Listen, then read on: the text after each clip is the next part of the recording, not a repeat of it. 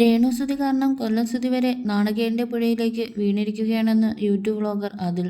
Online Malayali special എന്ന YouTube ചാനലിലൂടെയായിരുന്നു അതുലിൻ്റെ പ്രതികരണം.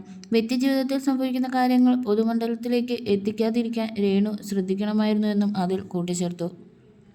രേണുസുതി ബിഗ് ബോസ് സീസൺ 7-ൽ ഉണ്ടാകും എന്നാണ് താൻ കരുതുന്നത് എന്നും അതുൽ പറഞ്ഞു. ഓരോ തവണയും ഓരോ കള്ളം പറയുന്ന ആളാണ് രേണു എന്നും അതുകൊണ്ട് തന്നെയാണ് വിവാദങ്ങളിലേക്ക് വീണുകൊണ്ടിരിക്കുന്നതെന്നും അതുൽ ചൂണ്ടിക്കാട്ടി.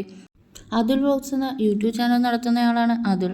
അദ്ദേഹത്തിൻ്റെ വാക്കുകൾ ഇങ്ങനെയാണ്: രേണുസുതിയെ ആദ്യമൊക്കെ സപ്പോർട്ട് ചെയ്തു തന്നെയാണ് ഞാൻ വീഡിയോ ചെയ്തിട്ടുള്ളത്. ദാസേട്ടൻ കോഴിക്കോടിനൊപ്പമുള്ള വീഡിയോയ്ക്കെല്ലാം ഞാൻ സപ്പോർട്ട് ചെയ്തത് തന്നെയാണ്.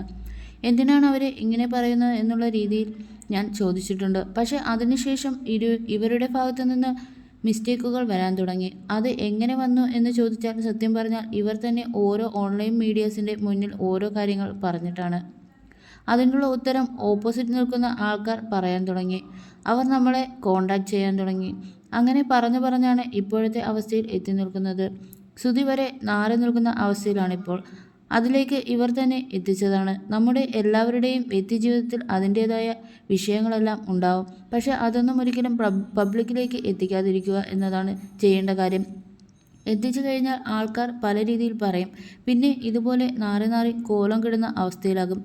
രേണുസുതി തന്നെ പല കാര്യങ്ങളും ഫേക്കായിട്ടാണ് മീഡിയയുടെ മുന്നിൽ വന്ന് പറയുന്നത്. അവർ ഏവിയേഷൻ പഠിച്ചു, എയർപോർട്ടിൽ ജോലി ചെയ്തു, എയർ ഇന്ത്യ ബാംഗ്ലൂരും തിരുവനന്തപുരത്തും ജോലി ചെയ്തിട്ടുണ്ട് എന്ന് പറയുന്നുണ്ട്.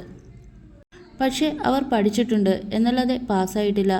അവർ തന്നെ മറ്റൊരു ഇൻ്റർവ്യൂവിൽ പറയുന്നുണ്ട് 10ാം ക്ലാസ്സും +2 മാത്രമേ ഉള്ളൂ എന്ന്.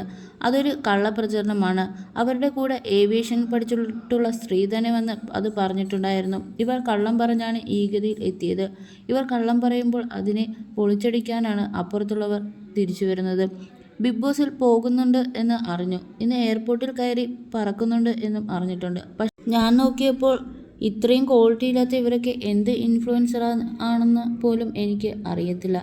ബിഗ് ബോസിൽ പോയിട്ട് അവർ എന്താണ് കാണിക്കാൻ പോകുന്നത് എന്ന് പോലും എനിക്കറിയില്ല, അതിൽ പറയുന്നു.